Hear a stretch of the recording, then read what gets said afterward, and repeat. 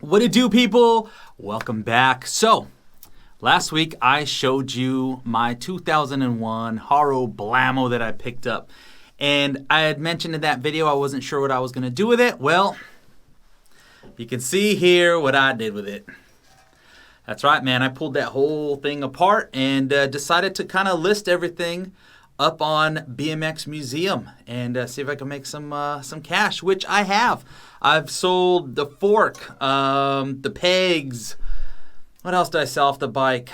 The wheels are pending a sale. Still have some. Still got the cranks, the stem, the seat post.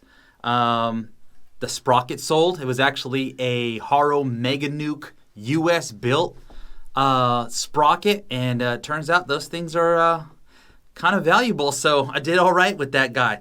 So here she is, the last piece of the puzzle.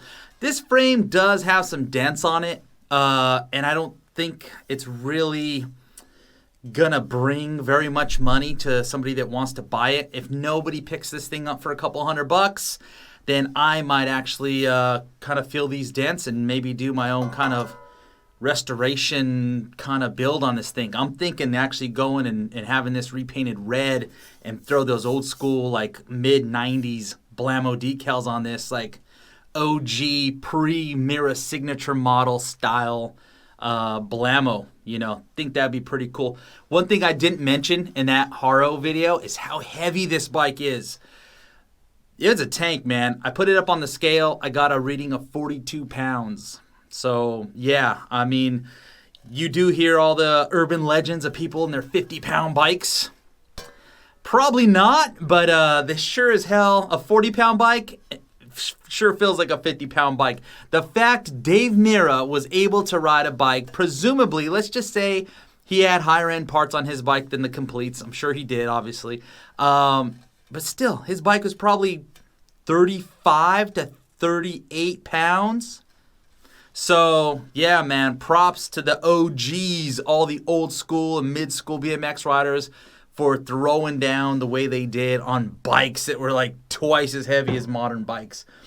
So what I want to talk about in today's video is my next build. I kind of teased it in the Haro video that I might be saving some parts from that bike for an S&M build that I'm working on. And so here she is. My favorite S&M, in fact, my favorite mid-school, my favorite BMX frame ever built, hands down, is this right here. Bam, get a look at that. This is the S&M War Pig. If you know mid-school BMX, you know this bike. If you're kind of a new school dude, maybe you recognize it, maybe you don't. This was Troy McMurray's signature bike.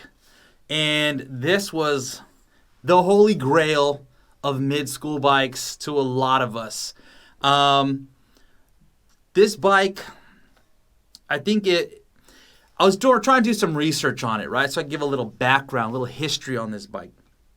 Here's what I can tell you.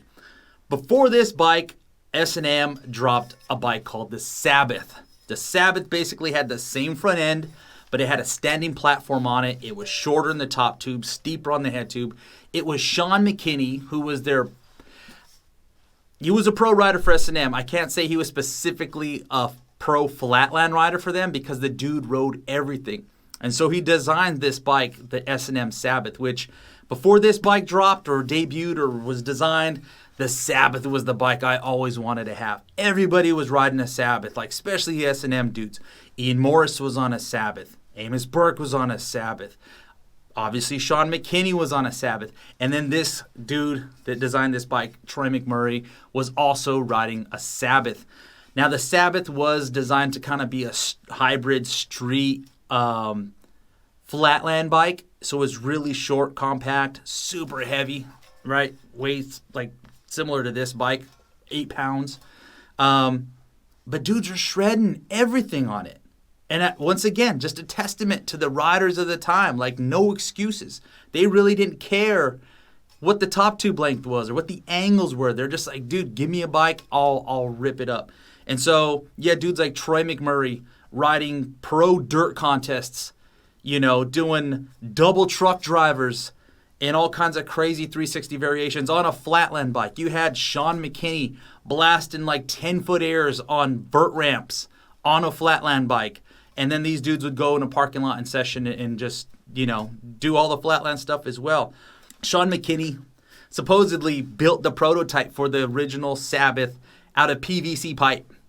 And I did build a Sabbath. I'm going to put some pictures in here. Like, also a holy grail bike that I always wanted. I finally built one. It took me forever to put all the parts together.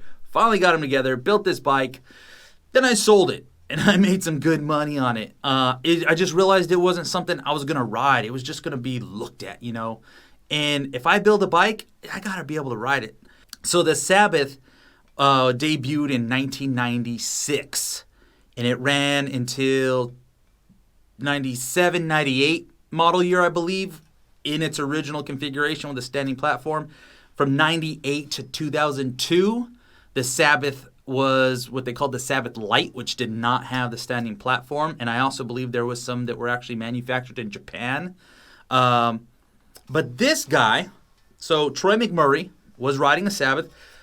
Moeller hits him up after he wins the MTV Sports and Music Festival. And this is all according to Troy McMurray. In fact, I'm going to put a link below to the Troy McMurray Traction Coffee Scared of Normal podcast. It is like one of my favorite interviews I've ever seen with a BMX rider, and he'll give you the full history on this bike and his riding and all that stuff. But anyways, Moeller hits him up, owner S&M, says, "Hey, Troy, we want to give you a signature bike." Troy McMurray, coming off of a flatland bike, the Sabbath, says, "All right, well, let's lighten it up by losing the platform, and why don't you give me another half an inch on the top tube? Give me a little bit more room." That's it. That's all the thought that went into it. And like he says in his interview, he didn't know much about BMX geometry or anything like that. So you end up with this. Now, I know Moeller took some, or whoever was their engineer at the time, took some liberties that Troy might not have asked for. So it was advertised as having a 19.75-inch top tube. But when you measure this, it measures to 20 inches.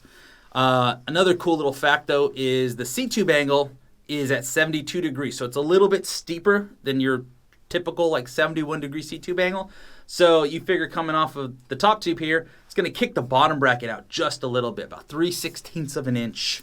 That's how big of a dork I am, right? I know all these things.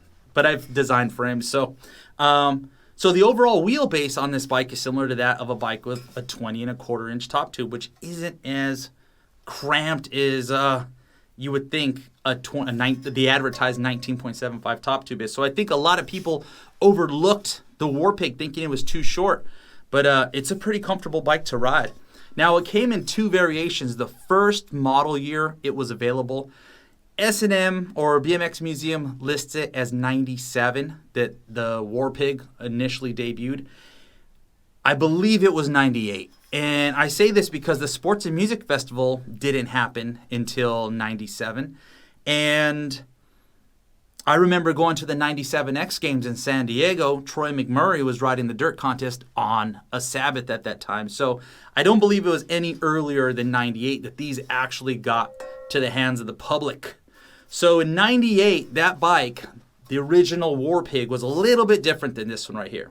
That bike had pretty much a direct copy of the rear end of the Sabbath, which did not include this kind of recessed clearance here. And it also included like an indentation on the chainstay for sprocket clearance. So those are a couple of identifying things to a first model year S&M War Pig. This War Pig here is probably 99, 2000-ish. I think that's kind of around the time they came out with these flame graphics. And this is the fourth War Pig that I have owned and built, but none of them have been this clean. You know, I saw this thing on eBay about a year ago, and it was as close to a new old stock that I was going to be able to find. In fact, there was no, and there still is no grind rash of any kind on the dropouts. No dents. You know, obviously there's a little bit of rust under the clear coat, which I actually think make these bikes look that much better. So I always wanted a War Pig with this raw finish, so you can see all the little heat discoloration from the welding on all the welds and stuff like that. So I am going to be building this bike, and that probably will be our next episode. Let me put this bad boy on the counter here, and then I'll kind of get some close-up shots, and we'll kind of go over some of the cool features of this bike, some of the quirks and whatever he says, right? We'll go over some of the quirks and features of the S&M War Pig. Here we go. All right, let's start up here at the head tube. Of course, the most distinct thing about those old S&M Sabbath frames and these War Pig frames is this awesome gusset that you see right here. I think that is one of the coolest things ever designed on a BMX frame. You just don't see modern frames with that kind of character, design, whether, I don't know how functional it is. The Flatland dudes used to like it because it gave them more scuffing clearance.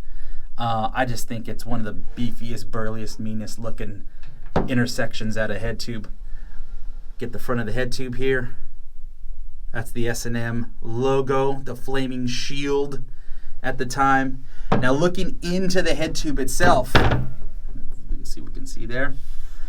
This is kind of a unique head tube because I believe it's post welded machine. So you actually see the machining is a little bit thinner here where the cup sits. It's like kind of recessed. But let me tell you, that creates a problem when removing the cups, because some of these headset cups have a very tall stack on them, and that headset cup goes all the way to this edge that they machine. And what happens is you can't get a headset cup remover tool to grab.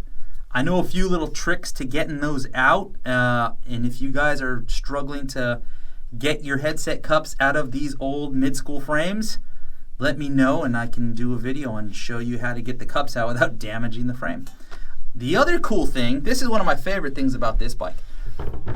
Not sure if you're going to be able to see down in there, but inside the head tube, as well as inside the bottom bracket, there is no heat or relief holes that you would typically have inside of a frame, which is crazy to think that this entire front end pierced seat tube stay here is fully enclosed. In fact, you look down inside the seat tube as well, there's no holes drilled in there. So this is kind of completely sealed from any kind of moisture or anything like that. The only place there's going to be any kind of ventilation for the frame is going to be right here on the back edge of the chainstays. But everything else is completely sealed up. In fact, if you look down here, you don't see any of those typical little relief holes that they drill inside of frames. So there you have it. So the geometry on this guy, it's got a 74.5 degree head tube angle. Top tube was advertised at 19 3/4, but I can tell you when you take a measurement, and this is without a doubt a 20-inch top tube. We got a 72 degree seat tube angle, an 11.5 inch high bottom bracket, and the rear end. Now this is where some of you are going to say I'm stupid, but I'm cool with that. So the rear end measures to about 14 inches where you'd want to run the wheel slammed. I pretty much run all my frames the same at 13 3/4. So I actually machined these dropouts down to be a little 1/4 inch shorter. So I can actually get my wheel to 13 3/4 with enough slack to get the chain off. So hey, like I said, I plan on riding this bike. So there you go. Another couple cool little details right here. Kind of see the S&M logo stamped on the back of the seat tube. And one of my favorite details, of course, is this recessed bazooka tube, this recessed mono stay here for tire clearance. Such a cool bike. It's even got the dual cable stops right here for dual cable routing for your brakes. Although putting brakes on this bike is almost blasphemy. I don't know many people, including the designer himself, Troy McMurray, that ran brakes on this. Of course, all handmade here in the USA. There's the namesake right there, the designer, the signature Troy McMurray decal, and the big giant freewheel protecting dropouts. All of these bikes, so back in the day, standard gearing was still 44/16, and people ran big fat chains, so you always see a little bit of rash right here. And of the 4 S&M War Pigs I've owned, this probably has the least amount of rash. In fact, it's almost just surface scuffs. I've had some that were almost worn completely through. So there she is, man. Get this back on the stand here. So there she is, the S&M War Pig. Pretty much all I gotta say about this bike, and in our next episode, I will be building it. So I will see you guys then. Thank you for watching. Peace.